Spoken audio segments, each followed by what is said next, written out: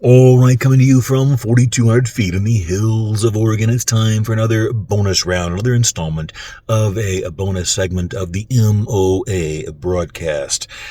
I had good reception with these and had some emails and messages concerning these little shorts that we're doing here, so I thought I might as well do another one. Closing up in the shop and had a quick coffee and thought we'd go ahead and just do a couple of emails. Had an email, so like the title says, carbon steel is the worst choice you can possibly pick for a knife. Now, why is that? Is that really true? Well, it depends on how you look at it. Number one, if you like carbon steel, let's you get the disclaimer out of the way right now. I love freedom. I've made quite a few references to this and discuss it regularly on the show. I love freedom. Do whatever you want, whatever makes you happy when it comes to buying a knife and your steel selection and choice. Do whatever you want, man. I mean that. Now, there are two basic, for those of you that aren't heavy into the knife industry or whatever, you have two basic or primary choices for steel types when it comes to cutlery or knives. Okay, there is stainless steel, which is pretty corrosion resistant. Usually there are even different types of stainless that are more and less corrosion resistant. Then you have what's known as carbon steel. Now, carbon steel, for the purposes of this conversation and for many situations in the knife industry, is basically any steel that's not stainless. For those of you that don't keep up with the knife world and the industry and so forth, you're typically going to find carbon steel on like the old type of like old hickory type knives that your grandparents had, or maybe you had, or your parents had, I don't know. But a lot of that type of steel, it rusts readily. If you cut like an onion or a lemon or a tomato, something acidic, you'll see it stain and turn like a black mark or a gray mark almost instantly. Okay? Now, there's nothing wrong inherently with using those types of steels as far as just regular old performance. That's all that man really had for thousands of years. Well, actually not thousands of years for steel, but that's all we really had up until very recently was carbon steel. Okay. Primary reason for this being it was much, much easier to make and much easier to deal with and work with. And it was very difficult, and they didn't have, the perfect recipe, so to speak, for the various alloying elements that you want to add to make a good quality stainless, like the modern stainless steels that we have today. So carbon steel was it, and learn to make do. Now, carbon steel does have some advantages. It is very shock resistant a lot of times. It's very impact resistant. Done properly, it can have very, very good edge holding properties. But the primary issue with carbon steel is it rusts and stains readily.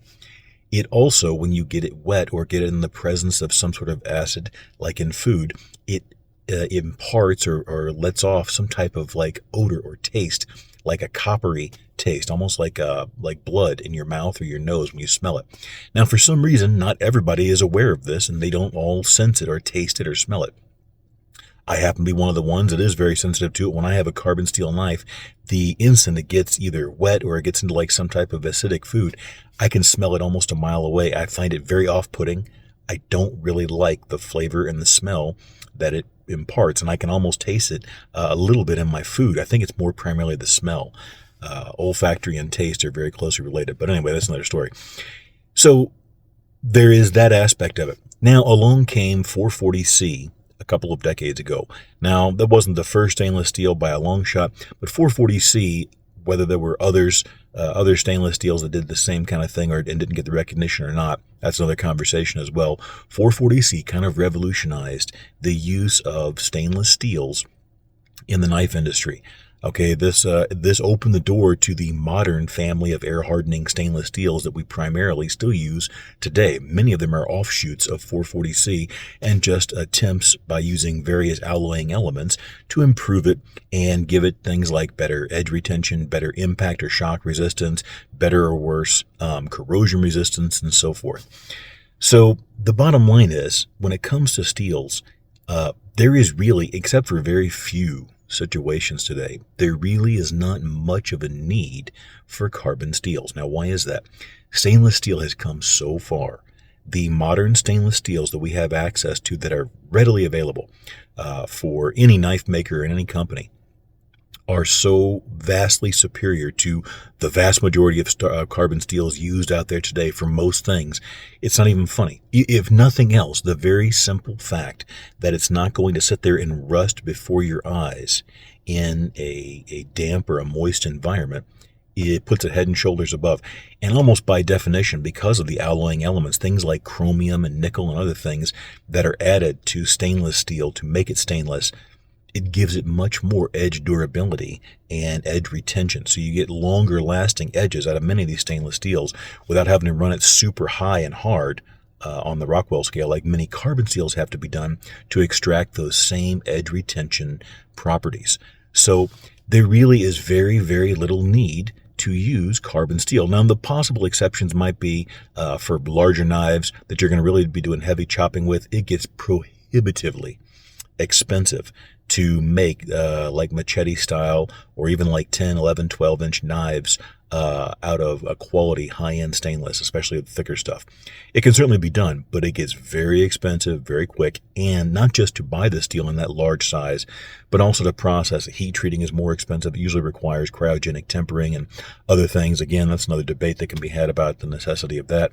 But also because it's so much more wear resistant, processing the steel is more expensive, because it wears down grinding belts and abrasives faster and so forth. So what is the real reason carbon steel is still used? Primarily cost. The stuff is dirt cheap compared to stainless steel. It's also significantly easier or cheaper to heat treat. It's just very, very simple. You get it up to a certain temp, you quench it, bada bing, bada boom, temper it, and you're done. This primarily becomes an advantage for small makers who make, in their shop, like 1 or 2 man shops and so forth, that do a lot of their heat treating in-house. You don't have to have a kiln. You should, but you can get away without using a kiln or a temperature-controlled furnace or oven to heat treat your stuff, and you don't have to have liquid nitrogen or other things to do the tempering and extract the most performance out of the steel. So where did this whole myth come from that carbon steel is so much better than stainless? 30, 40, 50 years ago, a lot of this stuff was still on the table. But stainless steel has come so far now, and it can be run very high hardness and get extreme levels of durability and edge retention, that it's not really a debate anymore. Now, for those of you that are a generation or two past, boomers, I hate to say it primarily, that still like having carbon steel on your knives or on your pocket knives, which is one I don't truly understand. Most pocket knives that have carbon steel blades rust extremely readily because they're in your pocket. During summertime, when you start to sweat, it gets rusty very quickly. You can add oil and do all this other stuff and constantly look after it. And some guys say, oh, well, I've never had a problem. Well, that's great. But the vast majority of people don't want that. Now, does that mean it's a horrible idea or a crappy idea, or you're going to die if you go into the woods with carbon steel? No. But there are very, very few situations and very few steels where you're going to encounter carbon steel giving you an advantage over stainless. That's why I've used only stainless on almost all of my knives, except for a few handful of pieces or different models that I have. I've got 1 or 2 primarily that I still use carbon, and that's primarily because it is cheaper for a larger knife. They're big knives. It would be extremely expensive and very, very time consuming to grind that same knife out of stainless. And it's arguable whether you would get a much noticeable performance increase, because larger knives are usually going to be run a little softer, so that whenever you chop and you hit a nail or a rock or whatever else, they don't just, shatter or blow the edge out. So where this all come from? My opinion is this. Years ago, let me get a quick sip here.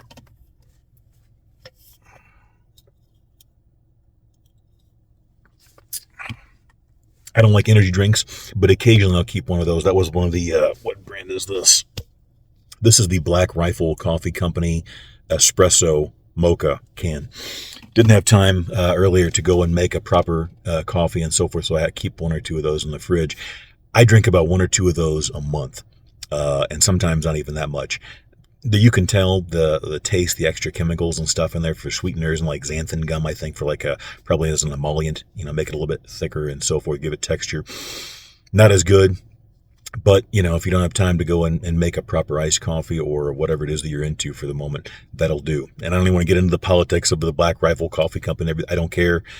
Let them do them, and if that's big to you, then that's great, and I respect that. But I'm not going to do that today.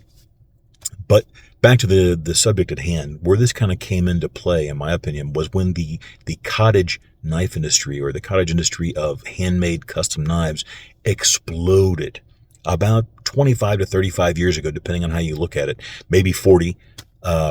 It was around the probably the early to mid 80s is when it started to get big, and then it exploded even beyond that in a huge way. Probably in the early to mid 90s, whenever like things like belt grinders and sanders and a lot of this commercial equipment became extremely cheap and readily available, and you didn't have to go make a $50,000 investment to get into knife making anymore. You could spend $2 or $3 grand and get heat treating equipment and a grinder, and you were off and running. The problem is that it requires a kiln, because you have to have a much more precise temperature control to properly heat treat stainless steel. Okay? Some carbon steels, all you have to do is bring them up to their temperature, and a certain temperature, and maybe hold it for a little bit. Some guys don't even do that, and then they quench it, and then they're done. They'll temper it, and they're good to go. And the whole process is very, very quick and easy, relatively speaking. So what are they going to do? Of course, they have to go on a campaign, and a lot of these makers did. They went on a campaign on the forums, online. Social media was just starting to kind of get going, but wasn't quite there yet. But the forums were a big one, especially in the early 2000s, and they had to convince people that stainless steel was bad. It was the boogeyman, and that carbon steel was the only way to go.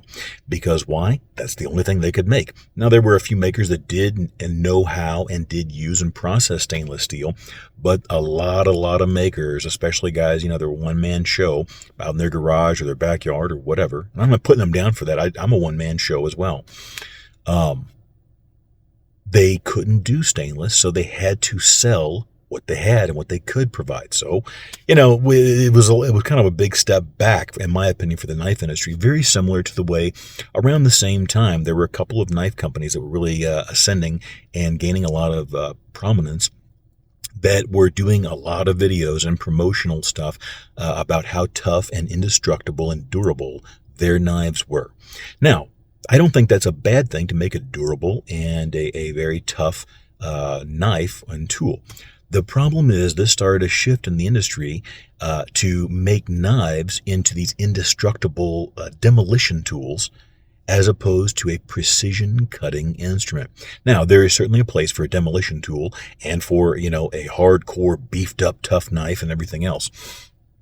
But the vast majority of people in the vast majority of day-to-day situations don't need that. If you look at the way knives used to be made prior to around the 80s or so, is when that shift started to take place, late 80s, early 90s, knives had thinner edges, thinner blades, and they were designed to cut. I've got a bunch, or a reasonably, good size collection of like vintage pocket knives and outdoor knives and stuff from especially the 70s and 80s. And it's shocking to see the difference in the way knives were made then versus now. And that's one of the reasons why I strive to make my knives out of thinner, high-performance steel, so that it's actually a pleasure to cut with, and it slices very, very well. Now, there are some that have durability characteristics and elements mixed in there as well. But for smaller knives, what you want is a thin blade and a thin edge and an aggressive edge geometry. But these companies were promoting these videos where they were just beating the tar out of their knives. They were hitting them with hammers. They were running them over, doing all this crazy stuff. And so the industry started to shift. And I hate to say it, but a lot of this was because young men with minds full of mush ate this up and figured, oh man, I got to be able to go out and chop up a pig if my knife is going to be a good knife. And that's not true. I got to be able to shoot it with a gun if it's a good knife. And that's absolutely inaccurate. Now, batoning is another thing for those of you that aren't in the industry. What batoning is when someone takes a knife and they hold it in their hand and they place it edge down into a piece of wood and they beat on the spine of the knife with a club of some sort, preferably wood, but some guys will use metal or other things, and they use it like a splitting maul, essentially, a handheld splitting maul.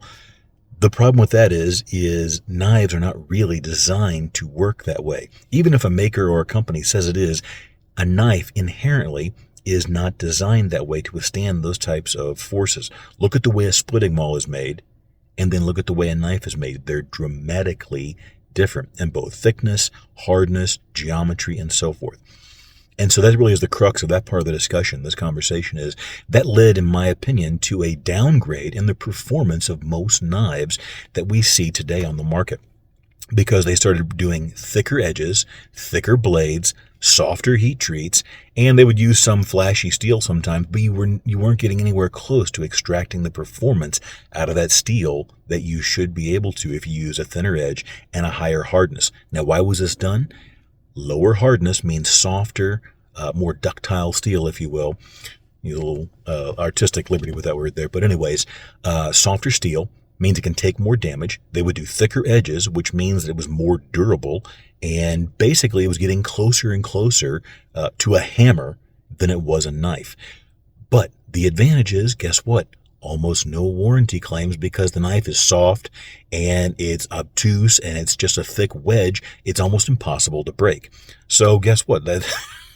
That led to a downgrade and increase, but it also led to a major decrease in warranty claims because guys were out there abusing their knives because they saw their favorite internet hero do it. And even today, there are a lot of channels out there, and I'm not knocking them either, that sit there and do videos of just doing ridiculous things to bust up knives and break them. And, that is what it is. If you enjoy that kind of thing, enjoy it. I don't care.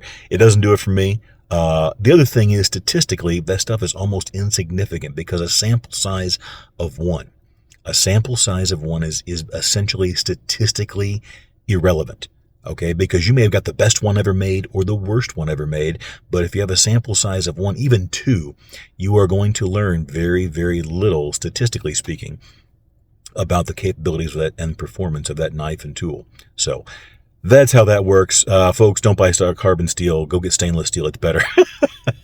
Because if stainless steel is that, we only have two options, right? The best and the worst. So if stainless is the best, then carbon steel by definition has to be the worst. And that's going to wrap that up for us.